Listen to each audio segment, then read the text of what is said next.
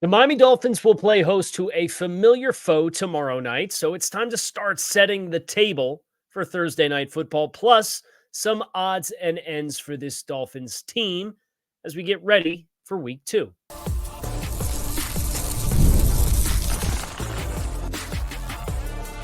You are Locked On Dolphins, your daily Miami Dolphins podcast, part of the Locked On Podcast Network, your team every day. All right, Miami, welcome to another episode of Locked On Dolphins. It's your team every day here on the Locked On Network. I'm your host, Kyle Krabs, a lifelong Miami Dolphins fan, host of Locked On Dolphins, co-host of Locked On NFL Scouting, author of Touchdown Miami on Substack, and the NFL Draft Lead for the 33rd team. I want to thank you guys for making Locked On Dolphins your first listen because it is your team every day. We don't just say it. We live it here on the Locked On Network. You can find our shows on YouTube or wherever you listen to your favorite podcasts. Today's episode of Locked On Dolphins is brought to you by FanDuel. Now through September 22nd, all FanDuel customers can bet $5 and get a 3-week free trial of NFL Sunday Ticket from YouTube and YouTube TV. Visit FanDuel.com to get started. The Dolphins will play the team from Western New York tomorrow night. And we have crossover Thursday with Joe Marino that's coming a little later this afternoon. That's actually going to run on Wednesday afternoon because it's a short week turnaround. And then tomorrow we're going to have building the game plan, the complete game plan to defeat the Buffalo Bills. And then tomorrow night / Friday, you're going to have the post-game show. So it's going to be a lot of Dolphins content. Plus you get the postcast from Greece. If you're not familiar with the postcast is a live stream that happens on YouTube, Locked On Sports Miami.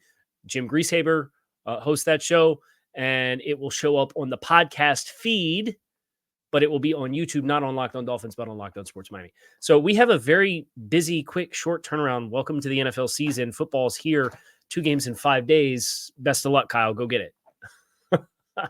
And the quick turnaround is not just hard on me, and I am very much complaining about all the wrong kinds of problems because there are players, including one player who Mike McDaniel confirmed today on Wednesday, will not play on Thursday night due to the short turnaround. For the Dolphins, running back Raheem Mostert has been confirmed out by Mike McDaniel. Now, I think this is softened a little bit by the presence of Jalen Wright, who the Dolphins had so many numbers in their running back room that they couldn't even get Jalen Wright dressed for game day in the season debut against Jacksonville. So with Raheem Mostert down with a chest injury that Mike McDaniel did not elect to say whether or not it would be multiple weeks, but did state it was more closely related to it being a short turnaround for a Thursday than anything that would be causing him to miss extended periods of time. And the Dolphins having the depth, I think it makes it a luxury for them to be a little bit more calculated and take care of Raheem so that the dings and the bumps and the bruises don't add up. So Jalen Wright, expect he will be active as a result of this. The other Dolphins player in question at running back is Devon Achane. Big piece of the formula for the Dolphins. He was the third receiving option for the Dolphins offensively against Jacksonville. I believe he had as many targets as Jalen Waddle did in this football game. Mike McDaniel said during his Wednesday press availability that he would wait and see with Devon Achane, but all of the reports from Dolphins practice today with the media, they had a portion that was open to the public, indicated that Devon Achane was not in a non-contact jersey, was out there in stretch with his teammates. He did individual period and drills. It's not like he did the stretch and then went back inside the building and didn't partake in anything else with the team. So it sounds promising for Devon Achane to suit up and play. And if that's the case, I think that gives Miami a very easily translatable or transitionable workload for Raheem Mostert into more Jeff Wilson and more Jalen Wright and keep the Devon Achane role, all things equal, the same. For Buffalo, a couple of injuries of note, one of which is quarterback Josh Allen, left non-throwing hand. Landed on during a vaunting touchdown against Arizona in week 1. Sean McDermott, head coach, came out and said that he's been cleared to practice and play, but it is something that it sounds like he's going to be making some concessions with. If the Dolphins are smart, that's a thing that you try in those few flash instances throughout a game to capitalize on an attack. It'll force him to move the ball to his offhand if he's scrambling and running. See what kind of play action fakes he's capable of executing. Josh Allen, very difficult to tackle, in part because he's not afraid to use his free arm to negotiate with tacklers, would-be tacklers. Is he able to do that at a high level?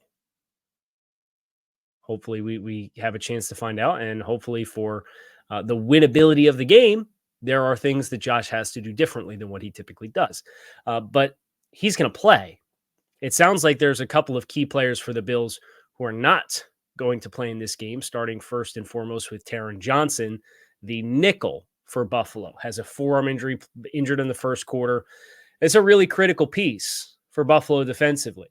And what Arizona, as a team that had a lot of success last year running the ball, was able to do to come out and be committed to run the ball and put some points on the board and have a heavyweight fight that went down to the final possession. And Kyler Murray goes away from Marvin Harrison, even though he's open down the sideline for a potential game-winning score.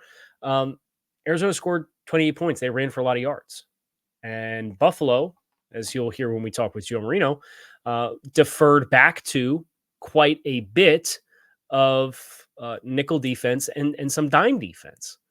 And for the Dolphins, for them to have pushed the buttons that they did down the stretch against Jacksonville to find opportunities to run the ball in heavier personnel groupings, I think that's a big storyline to watch, especially with the absence of Taron Johnson in this football game. So storylines on both sides are injury related that are notable. We get into a little bit more of that with the crossover with Joe Marino that's going to run a little later today.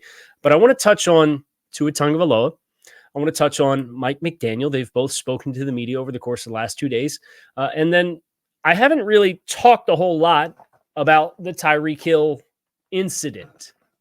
And wanted to let some time pass and get information to be able to have a properly educated opinion with facts before we get into that. So we will touch on that just at the end of today's show, because I think it is something that is important for us to talk about as well. So that's coming your way as well. Make sure you stick with us. We're getting into Tua Tagovailoa and Mike McDaniel, some of their comments building up to this game. That's next here on Locked On Dolphins. Stick with us. You've heard us talk quite a bit about FanDuel, America's number one sportsbook, but right now we have a little something different for you here on Locked On. Now through September 22nd, all FanDuel customers can bet $5 and get a 3-week free trial of NFL Sunday Ticket from YouTube and YouTube TV. Then with the YouTube TV base plan, you'll be able to watch every regular season Sunday out-of-market game. All you need is a Google account and a current form of payment, and you can cancel at any time. And if that's not enough, be sure to check out FanDuel's Profit Boost in the app and use it for FanDuel's Double Your Winnings for all of Sunday, September 15th. Pre-game moneyline bets. Boost Profit will be live starting Thursday, September 12th, tomorrow. View your account page now to learn more about your boost. Visit FanDuel.com to download America's number one sportsbook. The line on this game for the Dolphins and the Bills was an interesting one because Buffalo obviously has had the kind of head-to-head success that they have had against the Dolphins. And this started out with the Dolphins as a slim betting favorite. The line has actually moved in Miami's favor. It's up to -2.5 Miami, as things currently stand over on the FanDuel Sportsbook, with an over-under for the game of 48.5 points. My heart cannot take another 3-point game against Buffalo, I'll be honest. The good news is I am a partially stitious person. I'm not a super superstitious person, but I am somewhat stitious. It's a joke. I know that's not how that word works. But Tua Tagovailoa was asked about the dynamics of this recent history of these two teams and what last year means versus this year. And he gave a very politically correct answer. He was asked the last question yesterday, is there any sour taste in your mouth from last year's regular season finale? Tua said, last year's last year, brother. And then he laughed at himself and said, what a political answer. Last year's last year. Worry about this year, and we'll see what we got today. And we'll work its way down to Thursday and see what we can do on Thursday. He talked about this being an opportunity against a team that has had success against Miami and the narrative that is going to exist. And I've said it on the show, like, I want to believe, and there's a lot of dynamics about this team that I think Thursday's a winnable game, but y'all have to go out and do it, because Buffalo has found all the ways to win all the games. And that includes games that you were leading in the fourth quarter. That includes games that you looked unstoppable in the first half. That includes games where they jumped on you early and just never let off the gas. But he was also asked about Saron Neal and Jordan Poyer and any potential value that they can bring having been in that locker room. And obviously the other side of that is Mike White, who had an interesting, I guess, somewhat conflicting responses to both of those things. As far as what Jordan Poyer and Saron Neal can do to help Tua this week, Tua said they know in the back end signals what the Bills do and how they communicate things and what they've done to stop us in previous years. And then just kind of the philosophy of that defense with what they try to accomplish against our offense, uniquely different than a lot of teams they would play against. So it could take a lot of the information that I've been given from those guys early in the week and apply it to Thursday. So that's obviously anytime a player changes teams, that's a subject of conversation. It was a subject of conversation when Mike White got added to the practice squad for the Buffalo Bills, right? It's like, oh, cat's out of the bag, right? But the bones of the Dolphins playbook have kind of scattered across the internet over the course of the past 6 to 8 months. And there's lots of play designs that you're able to get your hands on if you know the right people to ask or look to or talk to. But the point being, the intricacies of how you get to those things on a week-by-week basis are what makes a game plan. It's not the design itself. The design itself is one thing, but it's how you build plays together and packages together that is the art of play calling. Right? Based on a lot of veteran players know, based on the color of your knuckles as an offensive lineman, whether you're running, blocking, or pass blocking. Based on your split as a wide receiver, and if you're in a stack or a spread or an isolation, there's only so many routes based on the offense that you're in that you're capable of running. Like, the NFL veteran players know all that kind of stuff. But it's, do you properly anticipate? It's a little bit less like the sign stealing scandal at Michigan, where we're getting all the hand signals relayed in from the sideline and know what the plays are, exactly what they are before they're going to happen. It's a little different at the NFL level. And that ties into what Tua said about Mike White. But just to finish the thought on Saron Neal and Jordan Poyer, the fact that he alludes to things that they do differently to play against us. If there's one thing that I think there's an added value for guys like Neal and Poyer, who have been in a lot of game planning meetings against Miami, to know what the thought process is and the why not only helps you to understand, okay, this might be what they're doing, but also to be a step ahead and say, okay, if we do this, how are they going to respond to it?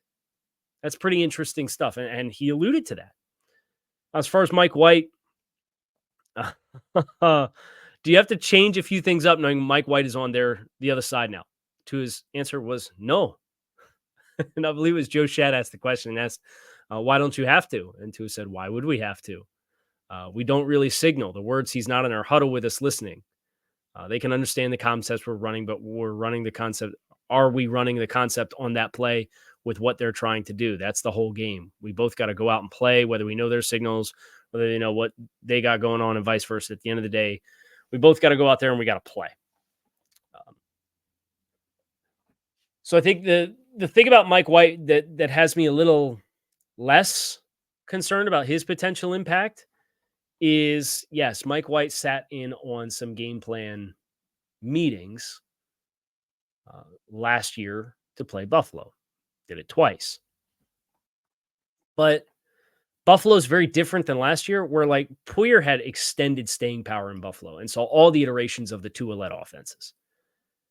And Mike White was also cut loose after 1 year early enough away from game planning for this game that I think he brings a little bit less of a philosophical nudge to the game, if you will. Now, will he kind of help with, hey, maybe here's some motions that you might see that they put in this year that were new that they didn't have last year? Yeah. but does that telegraph what you're going to do with it? Not if you call the plays right. I would rather have the impact of understanding this is what they fundamentally try to do to you and how it's different than what they do to other teams than this is emotion and what it looks like. Now, maybe I'm wrong, and maybe Mike White has the secret sauce, and the Dolphins have 140 yards of offense, can't get anything going, and the Bills win in a shutout. If that's the case, y'all can hop on here in the comments and say I told you so.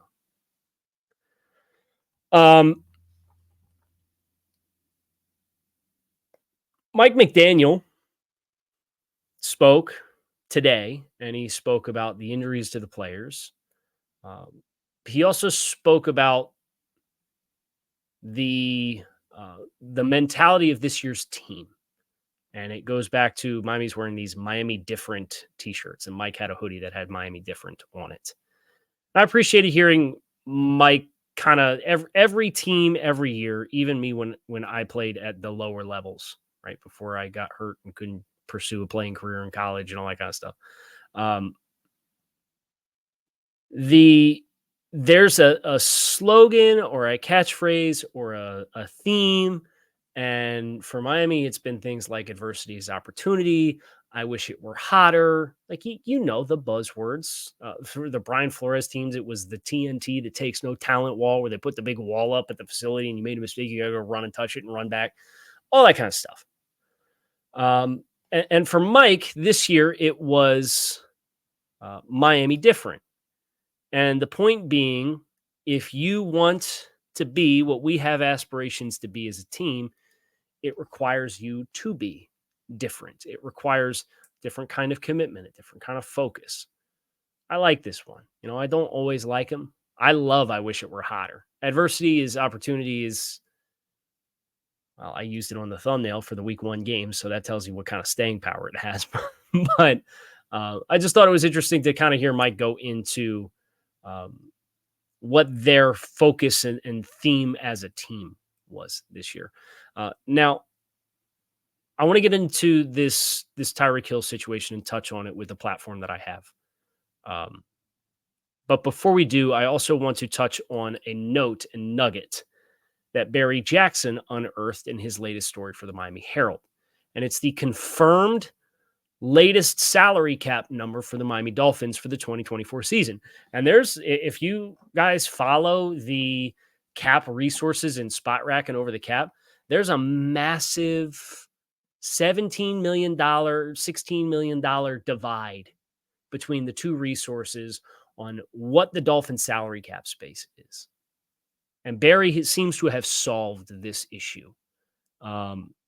Barry got confirmation from the NFL Players Association that the Dolphins have, according to their bookkeeping, $23.6 million in cap space. It's a top 10 figure in the NFL. Remember, if you don't use it, you can carry it over to the next season, which is what I would expect the Dolphins do with the majority of that number now. But Spot Rack had it at about 24, and Over the Cap had it about 7.5. And the reason Over the Cap had it about 7.5 is when Tyreek Hill did his contract adjustment, there was a conflict in whether or not the lump sum payment that he received was a roster bonus, which is paid in full against the cap, or a signing bonus. And if it's a signing bonus, it gets spread out across however many years are left on the contract, as is typically the case. Well, Over the Cap had it as a roster bonus that was $25 million lump sum, take it all in the same year. And it would have yielded the Dolphins not really changing the salary cap hit for Tyreek Hill versus what it was before the contract adjustment at all. According to the numbers for Barry Jackson via the NFL Players Association, 23.6, that indicates that the Spot Rack classification of that money, which is that it was a signing bonus that is spread out across 5 years, was what was actually done with the lump sum to Tyreek Hill when he signed his contract adjustment. I just threw a whole lot of numbers at you guys, but just know this, right? I'm not a math guy, but I also apparently am a liar because I am somewhat of a math guy, particularly with the salary cap. If you're watching on YouTube, I have my personal bookkeeping sheet around the Dolphins and their salary cap. And for what it's worth, I had the Dolphins at $23.511 million in cap space. And I know we're getting ready for a game tomorrow, so we're not going to spend too much time on salary cap space, but it was worth the update for me based on the conflicting reports between over the cap and spot rack.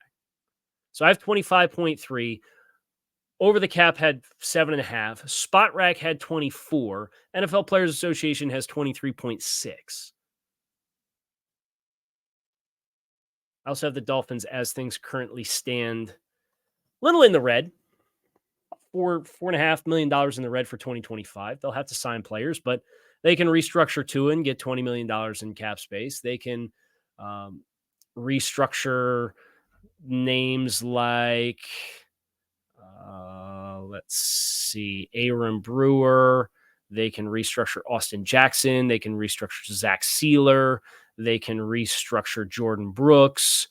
They can do all that and get about another $20 million in cap space. They could move on from Raheem Mostert in the last year of his deal and Durham Smythe, and they could save about $5 million there. There's post-June 1st exit ramps on Teron Armstead and Bradley Chubb if you wanted to go that route, which would give you potentially they're between 15 and 18, $20 million a piece post-June 1st. I say all that to say it ain't going to be as tight as it was last year for the Dolphins from a salary cap perspective early. And that's why I'm glad that they did the restructure for Tyreek in the way that they did, because the carryover cap you can access right away. Versus if you're going to be reliant on cutting a player post June 1st, you have to wait for June 1st. That gridlocks you until June 2nd to actually spend the money and access the cap space that you have. So carryover cap is a more direct way to have a more immediately accessible cap space for the following year.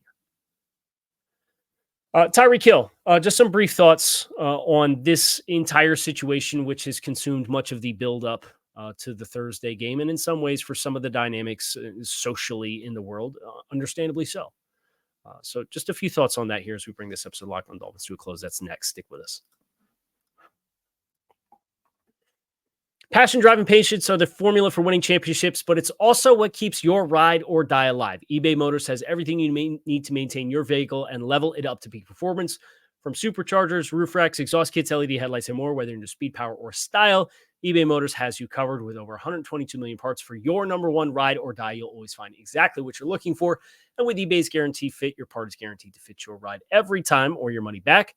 Because with eBay Motors, you're burning rubber and not cash. With all the parts you need at the prices you want, it's easy to make your car the MVP and bring home huge wins. Keep your ride or die alive at ebaymotors.com. Eligible items only. Exclusions do apply. eBay Guarantee Fit available only to U.S. customers.